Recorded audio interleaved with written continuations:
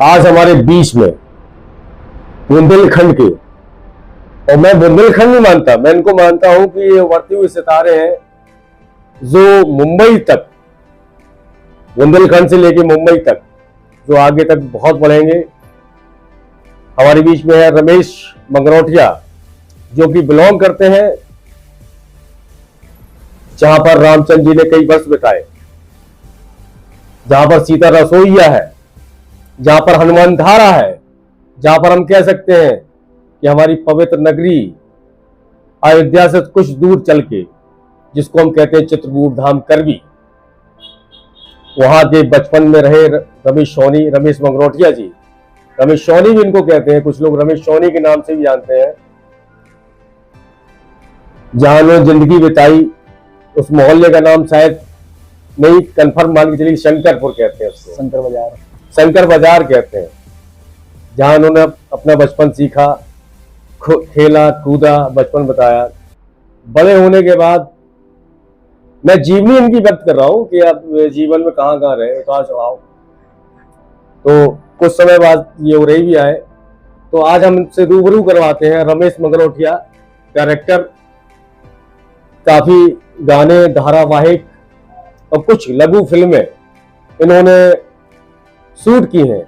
तो अभी तक आपने कितनी लघु फिल्में या धारावाहिक, पहले आप लघु फिल्मों के बारे में बताइए कि कितनी आपने लघु फिल्में शूट की?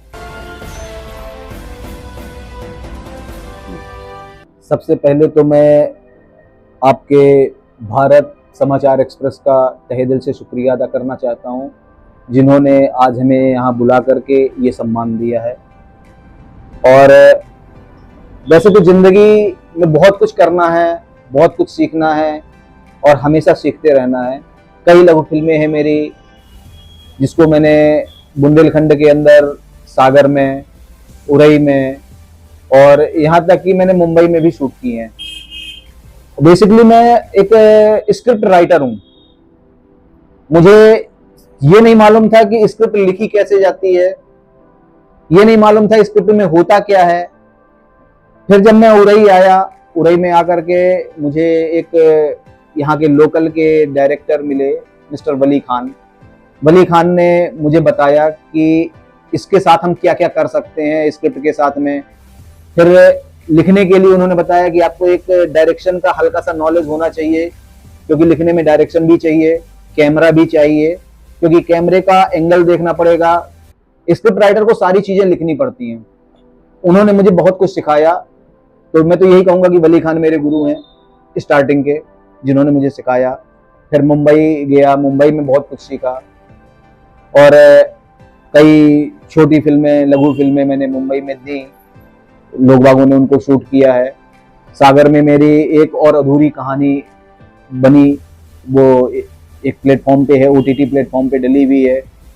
और एक फिल्म मेरी अभी जुड़ी हुई है, मतलब एडिट के लिए पड़ी है। उसमें एडिट में एक छोटा सा पार्ट होता है वॉइस का, जिसमें हम साउंड बोलते हैं, साउंड की डबिंग होनी है। तो उसमें हमारे अरुण बख्शी जी और एहसान खान जी, इन्होंने एक्ट भी किए हैं। अच्छी फिल्म है। इस तरह से मैंने बहुत सी छोटी फिल्में, बड़ी फिल्में लिखी हैं। अच्छा, मैंने सुना है कि आपने कुछ धारावाहिकों में शुरुआत में आपने कुछ, जब आपने स्ट्रगलर किया, आपने जब जमीनी चीजें देखी, आपने धरातल देखा, फिल्म इंडस्ट्री का, यानी कि बुंदेलखंड भूमि का भी देखा, आपने मुंबई का भी देखा, जब आपने शुरुआत की, तो मुझे लगा कि आप कहीं बहुत ग्राउंड फ्लोर से, मतलब बहुत ही जूनियर तरीके से आप घिसते हुए और चमकते हुए फिर आप कुछ धारावाहिकों में आपने काम किया। उस धारावाहिकों के नाम बता सकते हैं? देखिए, जमीनी स्तर की अगर आप बात करें तो जमीनी स्तर तो ऐसा, जब तक हम घिसेंगे नहीं, हीरे को जब तक आप घिसोगे नहीं, सोने को जब तक आप तपाओगे नहीं, तब तक वो सोना नहीं होगा। घिसना तो बहुत जरूरी है, 10-10 साल घिसना पड़ता है। तो उसमें हमें जूनियर आर्टिस्ट की तरह काम भी करना पड़ता है। मैंने किया। मंदा हरियुग में एक सीरियल आया था जो मैत्री पुष्पा जी का लिखा हुआ था, उसमें एज अ कैरेक्टर मैंने काम भी किया है। तो वो सीरियल मैंने किया, और लोकल स्तर पे मैंने बहुत सी शॉर्ट फिल्में की हैं, गाने भी किए हैं। कीटाणु करके है एक मेरी फिल्म, जिसमें मैं छोटा सा पुलिस वाले का कैरेक्टर किया है मैंने। और हम दो जुड़वा भाई, जो कि किसी कारणवश रिलीज नहीं हो पाई है, उस पे मैंने एज अ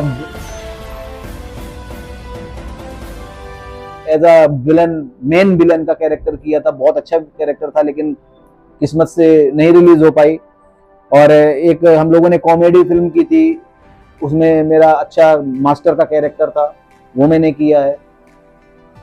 तो अच्छा, आज तक की आपकी जो लाइफ है उसमें आपको क्या लगता है कि आपने सबसे अच्छा डायरेक्टर की भूमिका, आप बेहतर परफॉर्मेंस, बेहतर डायरेक्टर का निखार, जब कह सकते हैं मैंने फुल दिया, मतलब जान लगा दी, ऐसा कौन सी चीज, कौन सी वो फिल्म या कौन सा ऐसा गाना है? देखिए, मेहनत तो सभी में करनी पड़ती है। आप छोटा काम करें या बड़ा काम करें, मेहनत सभी में लगती है। डायरेक्शन एक ऐसी चीज है जिसमें आपको मेहनत बहुत लगती है। लेकिन अभी तक जो मेरे डायरेक्टर थे, वली खान जी, वो ज्यादा मेहनत करते थे। मैं उनके बैक में रहता था और उनको छोटे छोटे मशवरे देता था कि सर इसको ऐसे ऐसा कर लेंगे तो और अच्छा लगेगा। आज पहला गाना मैंने किया है, पहला क्या बल्कि मेरा दूसरा गाना है। पहला गाना मैंने प्रियांशी कुशवाहा के साथ में किया था, प्रेम का धागा रक्षाबंधन, उसमें मेरा डायरेक्शन था और स्क्रीन प्ले मेरा ही था। और दूसरा गाना था मान जा मोरे कान्हा, जो अभी मेरा हाल ही में रिलीज हुआ है और अच्छे व्यूअर्स गए हैं उसके, और पब्लिक ने बहुत सपोर्ट किया। मैं पब्लिक का बहुत बहुत धन्यवाद करना चाहूंगा इस गाने के लिए कि पब्लिक ने मुझे हाथों हाथ लिया है।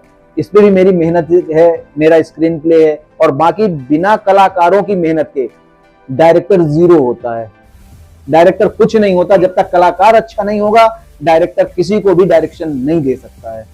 तो मैं तो सबसे पहले डायरेक्शन की पहले मैं कलाकार को अहमियत दूंगा कि कलाकार अच्छे होने चाहिए। आज की डेट में मैंने देखा कि फुहड़ता आम चैनल पे, यूट्यूब पे, तमाम चीजों पे फुहड़ता और एक अच्छी परफॉर्मेंस देने वाले लोग, इनमें अंतर क्या है? सर, इसमें हर आदमी का अपना अपना काम है। व्यूवर्स उनके भी आते हैं, व्यूवर्स हमारे भी आते हैं। हम उनके बारे में कोई कमेंट नहीं कर सकते, बस हम अपने काम को फोकस करते हैं। हमें आध्यात्म और ज्ञान और भक्ति, हम इस चीज को लेके चलते हैं। कुछ लोग फुहड़ता को लेके चलते हैं। No comment sir.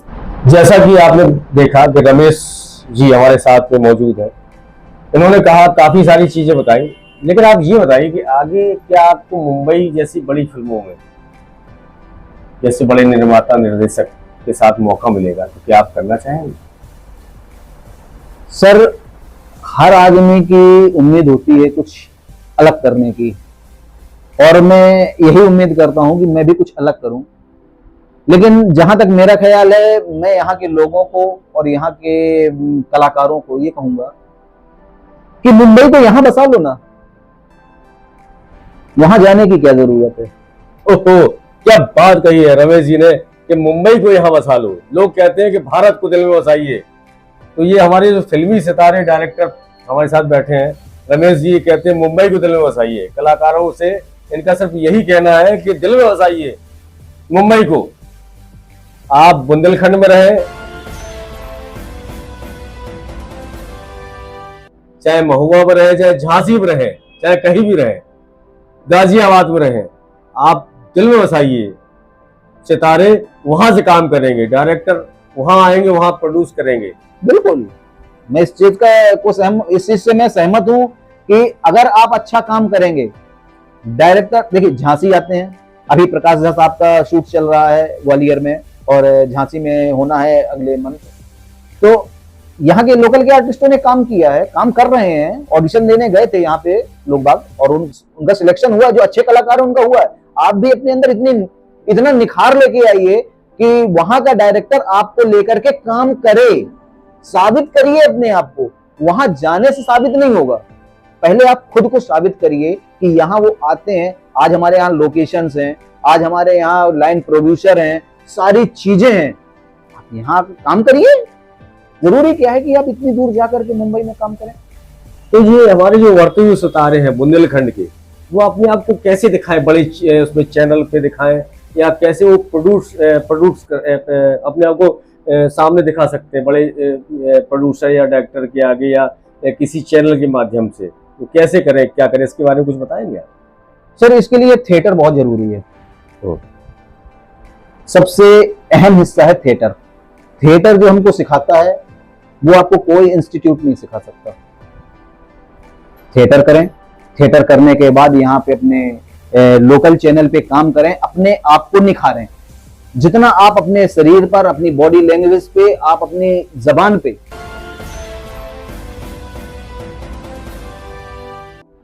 काम कर सकते हैं उतना काम करें। डायरेक्टर और प्रोड्यूसर आपको लेने पे विवश हो जाएगा और आपको लेगा।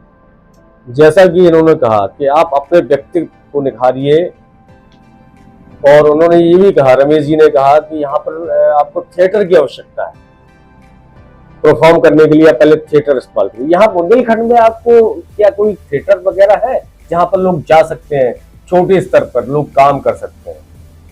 सर यहाँ तो फिलहाल थिएटर यहाँ नहीं है, लेकिन हाँ सिखाने के लिए सागर है। सागर भी अपना बुंदेलखंड में आता है। लखनऊ है, ठीक है, वो बुंदेलखंड में नहीं आता, लेकिन लखनऊ में है भारतेंदु नाट्य एकेडमी। और मध्य प्रदेश की राजधानी भोपाल है, जहाँ MPSD जैसा कॉलेज है जो एक्टिंग सिखाता है, थिएटर कराता है। कर सकते हैं आप। और MP गवर्नमेंट तो उसके लिए आपको पैसे भी देती है। ऐसा नहीं है कि आपको पैसे खर्च करने, आपको करने हैं, रहने का, खाने का आपको करना है, लेकिन उसके एवज में MP गवर्नमेंट इन चीजों पे बहुत ध्यान देती है। तो जैसे कि कहा कि हमारे रमेश जी कह रहे हैं कि MP गवर्नमेंट यहाँ पर काफी खर्च करती है, क्या वो स्टूडेंटों को उसके लिए क्या कुछ वजीफा या कुछ सब्सिडी वगैरह कुछ देती है, कि उसके बारे में कुछ बता सकते हैं क्या आप? कैसे लोग अगर MP गवर्नमेंट जाते हैं, या फिर यूपी में ऐसी कुछ व्यवस्था है जैसे योगी सरकार ने की, MP में जैसे कुछ सरकार कर रही है, क्या यूपी सरकार में भी कुछ ऐसी व्यवस्था है जो अपने अनुभवी जो किरदार निभा सकें, जो भी डायरेक्ट कलाकार है वो आगे बढ़ सके, इसके बारे में कुछ बताएंगे? सर है तो बहुत सी चीजें, ऐसा नहीं है कि यूपी गवर्नमेंट हमारे सांस्कृतिक प्रोग्राम पे ध्यान नहीं देती है। सांस्कृतिक कला और संस्कृति दोनों पे हमारी यूपी गवर्नमेंट भी ध्यान देती है। लेकिन क्या होता है कि एक अकेला चना भार नहीं फोड़ता। मैं किसी को दोष नहीं ठहराता, किसी को दोषी नहीं ठहराता हूँ। गवर्नमेंट करती है, लेकिन गवर्नमेंट के नीचे बहुत सी चीजें होती हैं, इसलिए इन कमेंट्स। चलिए, जैसा कि आपने देखा कि रमेश जी हमारे साथ हमारे स्टूडियो, कह सकते हैं समाचार न्यूज चैनल भारत समाचार एक्सप्रेस पर मौजूद रहे। सभी लोगों का बहुत बहुत शुक्रिया। रमेश जी बहुत बहुत शुक्रिया, आप हमारे साथ आए भारत समाचार एक्सप्रेस पर। नमस्ते।